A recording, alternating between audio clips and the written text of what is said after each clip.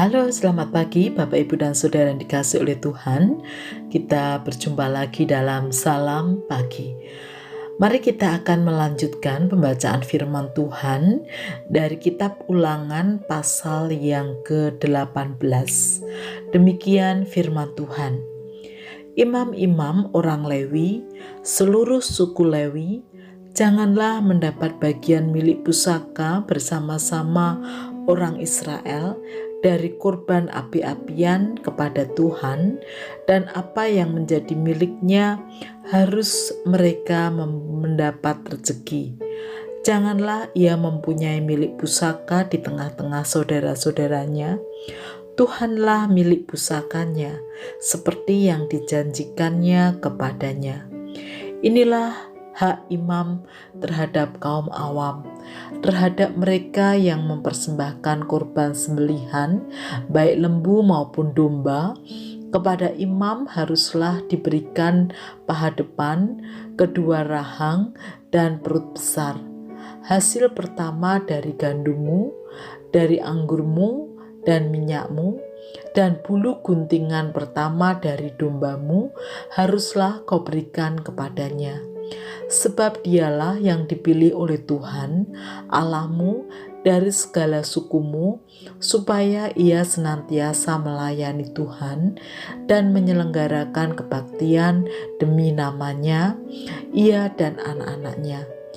Apabila seorang Lewi datang dari tempat manapun di Israel, di mana ia tinggal sebagai pendatang, dan dengan sepenuh hati masuk ke tempat yang akan dipilih Tuhan, dan menyelenggarakan kebaktian demi nama Tuhan Allahnya, sama seperti semua saudaranya, orang-orang Lewi yang melayani Tuhan di sana, maka haruslah mereka mendapat rezeki yang sama, dengan tidak terhitung apa yang ia peroleh dengan menjual harta nenek moyangnya. Apabila engkau sudah masuk ke negeri yang diberikan kepadamu oleh Tuhan Allahmu, maka janganlah engkau belajar berlaku sesuai dengan kekejian yang dilakukan bangsa-bangsa itu. Di antaramu janganlah didapati seorang pun yang mempersembahkan anaknya laki-laki atau anaknya perempuan sebagai kurban dalam api, atau seorang yang menjadi penenung, seorang peramal, seorang penelaah, seorang penyihir, seorang pemantera, ataupun seorang yang bertanya kepada arwah atau kepada roh peramal, atau yang meminta petunjuk kepada orang-orang mati. Sebab setiap orang yang melakukan hal-hal ini adalah kekejian bagi Tuhan. Dan oleh karena kekejian-kekejian inilah Tuhan Allahmu menghalau mereka dari hadapanmu. Haruslah engkau hidup dengan tidak bercela di hadapan Tuhan Allahmu. Sebab bangsa-bangsa yang daerahnya akan kau duduki ini mendengarkan kepada peramal atau petenung, tetapi engkau ini tidak diizinkan Tuhan Allahmu melakukan yang demikian.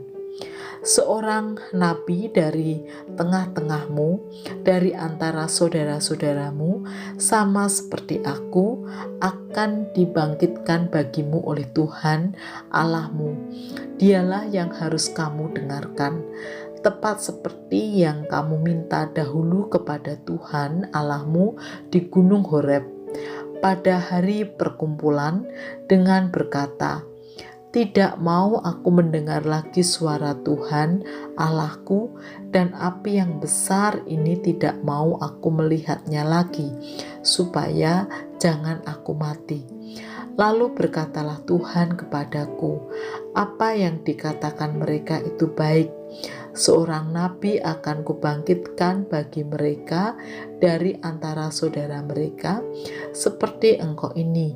Aku akan menaruh firmanku dalam mulutnya, dan ia akan mengatakan kepada mereka segala yang kuperintahkan kepadanya.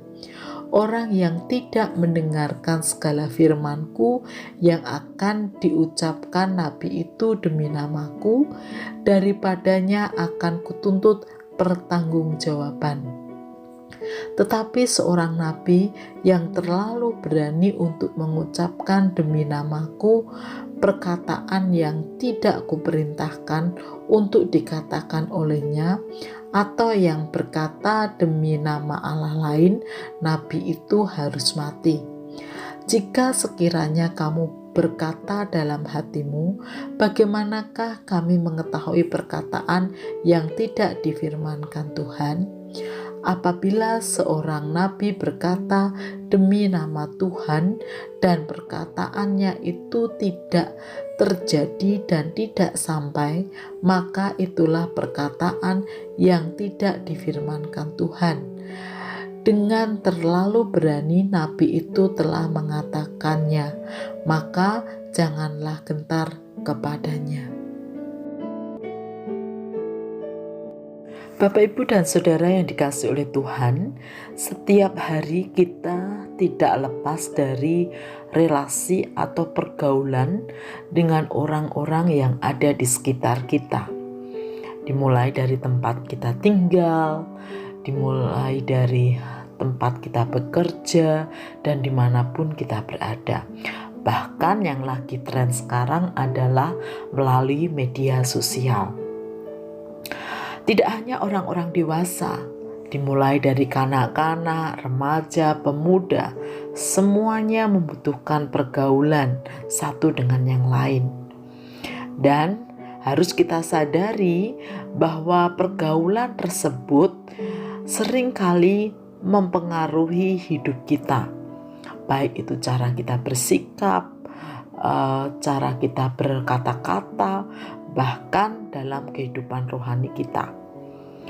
Di teks yang kita baca tadi, menarik bahwa umat diingatkan oleh Tuhan agar di tengah pergaulan dengan bangsa-bangsa lain atau umat yang lain, mereka diminta untuk tidak terpengaruh oleh kebiasaan-kebiasaan yang dianggap sebagai kekejian bagi Tuhan, seperti kebiasaan bertenung, kebiasaan sihir, mempersembahkan kurban anak-anak mereka, laki-laki atau perempuan, lalu suka meramal, dan lain sebagainya.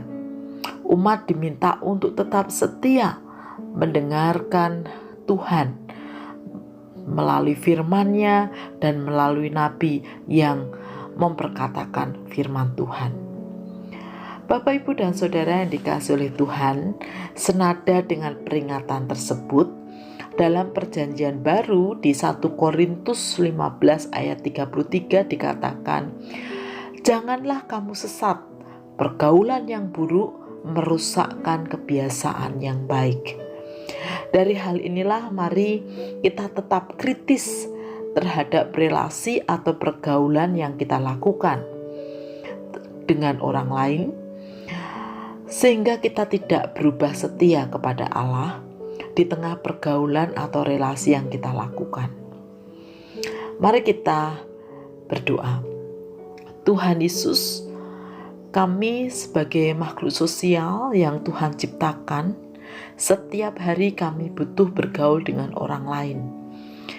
Oleh karena itu, tolonglah kami agar kami tetap kritis dan waspada terhadap setiap pergaulan yang kami lakukan, supaya tidak membawa pengaruh negatif atas hidup kami, melainkan kami boleh tetap justru menjadi garam dan terang dunia, dan tetap setia kepada Tuhan. Di dalam nama Tuhan Yesus kami berdoa. Amin.